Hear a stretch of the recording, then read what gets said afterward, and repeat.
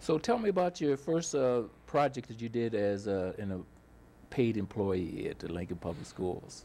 Well, actually, now I work for the Lincoln Public Schools for a decade. I started in 1999. I was an intern. I worked at the Lincoln Public Schools Foundation, and I worked on a project called the Teacher Quality Project, where we tried to get some information about what students think quality teachers are about.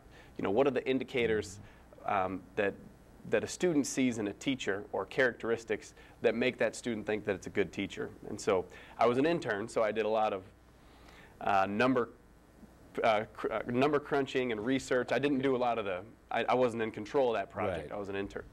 But the first job that I had out of college for the Lincoln Public Schools was in 2001. I got hired to coordinate the Ventures and Partnerships program, or VIP. Some people in the community will still recognize that. The funding was actually cut 1 year after I got the job, so I lost my job within a year. But the program itself had been in place since 1984, and it took businesses and community groups, and it partnered them with the schools so that different classroom projects could come out of it that would make the learning sort of come alive for a student. And one example of that still exists in our community is the LPS Science Fair, which is done in partnership with Pfizer. They provide a majority of the funding. That was an old VIP partnership. There's also things that happen every single day in the classroom. For example, KZUM Radio is working with the Lincoln Public Schools English Language Learners Department to do World Kids Radio, which will be a radio show that includes the words of our ELL students in the Lincoln Public Schools. Well, you know, some people might not know who KZUM and could you give a little bit of history about that? I can. Actually, KZUM is a very important part of our community. Although I'm not directly involved with the organization, it's an organization I have supported in the past with my own contributions, but also I've volunteered a few times.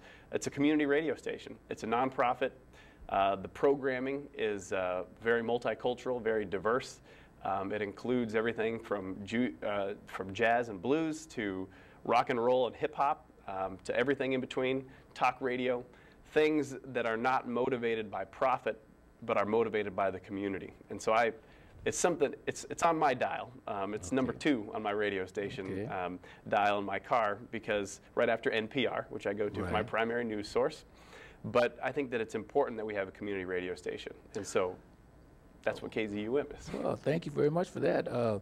Now we have got a little background about you, and now I know that you really like volunteerism, because that's what you told me last time. So tell me how you got involved in being a volunteer person in the community, and why is it so important for you to volunteer? Sure.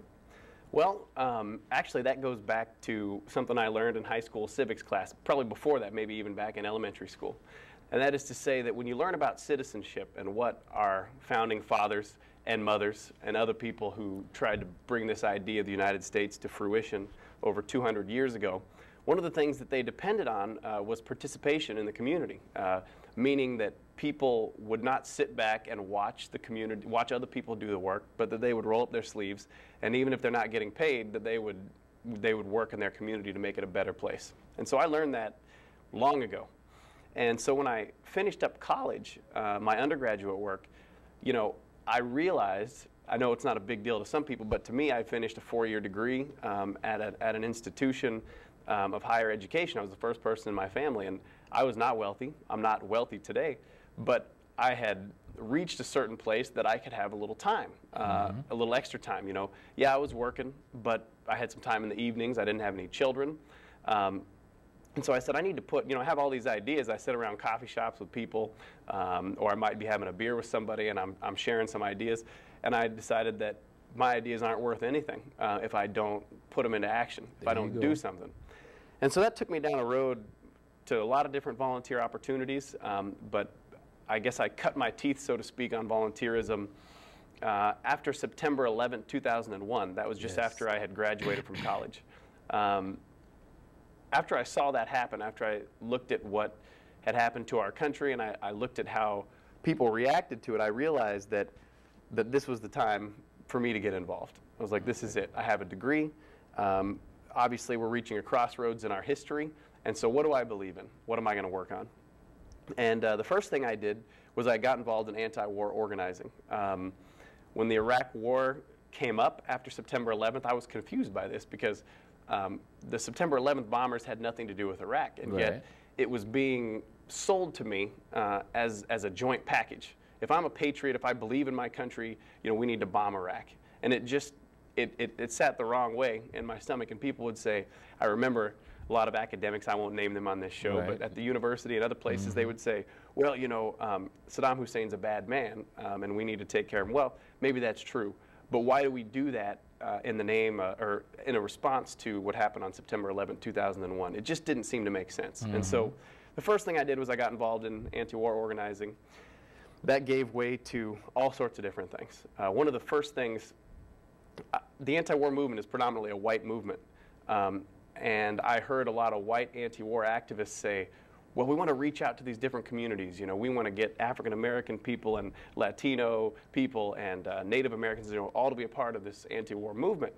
And of course, it was still a predominantly white movement. So I thought, well, what's going on here? And so I started to dialogue with some different community members of color, community leaders of color. And what I found out was the fact that in these minority communities, they were fighting for things like housing, jobs, just day-to-day getting by, okay?